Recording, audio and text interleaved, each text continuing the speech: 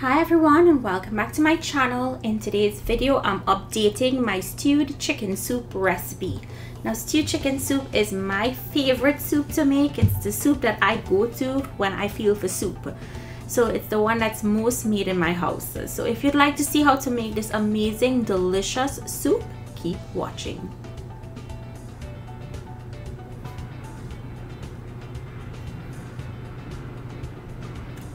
We're going to start this recipe with our washed and cleaned chicken. You can remove all of the skin if you like. You do what you like. We're going to start with seasoning with salt and black pepper, complete seasoning, and all-purpose seasoning. Use any type of seasonings you're accustomed to using. Next, I'm going to go in with chopped scallions. We say siph in Trinidad. Chopped celery. A small onion chopped.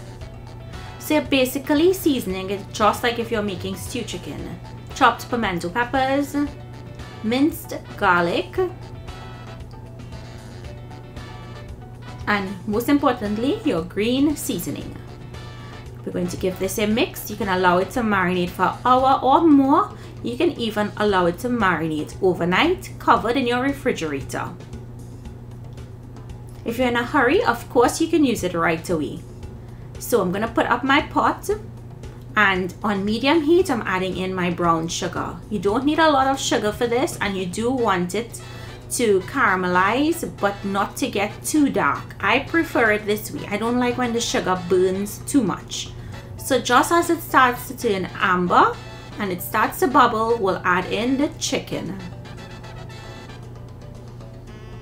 Now when I add in my chicken, I'd spread the chicken pieces out and allow it to fry up in that caramelized sugar. Don't turn it right away. This is just going to help add some color on one side of the chicken. Then we'll turn the chicken pieces over so the other side of the chicken gets color. This is a trick my mom taught me. When she stews, she always does this. She never turns it right away. Now once you've done this, you're going to allow it to continue to cook. It's going to continue to cook and it will get brown, and you'll notice some of the natural juices from the chicken would start coming out. What you would want is to allow that to dry up or bunge down, as we say, and you see how it's taking on a darker color. That's what you want. Now at this point we'll go in with our veggies or provisions. So carrot, sweet potato, pumpkin, whatever you would like to put in your soup, you put it. You could even put green fig, some okra. It's totally up to what you like. We're going to give this a mix, allow it to fry up or cook up for about 1 more minute. After which we'll go in with water, or you can use chicken stock, a low sodium chicken broth. You can even use bone broth in here. So you want to make sure you cover it well. We need to put dumplings in here also, so you want to make sure you have enough liquid in there. So we're going to allow this to come up to a simmer. So keep it on a medium heat and let's make the dumplings. So to my flour I'm adding in salt and green seasoning. If you like to put a little bit of butter or margarine, feel free to. I don't.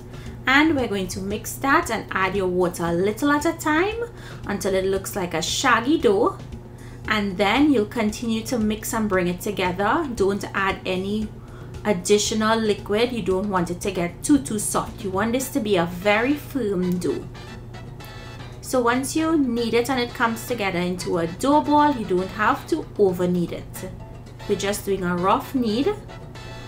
And then once it comes into a dough ball, we're going to break off small pieces and roll it into spinners or almond shaped dumplings. You can also roll this out flat and cut it into squares.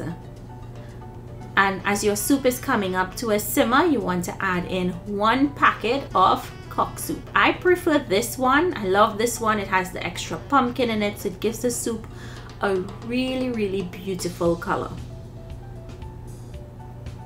So I'm just going to mix that in. And we'll start to drop in our dumplings. Make sure your soup is at a simmer when you drop the dumplings in.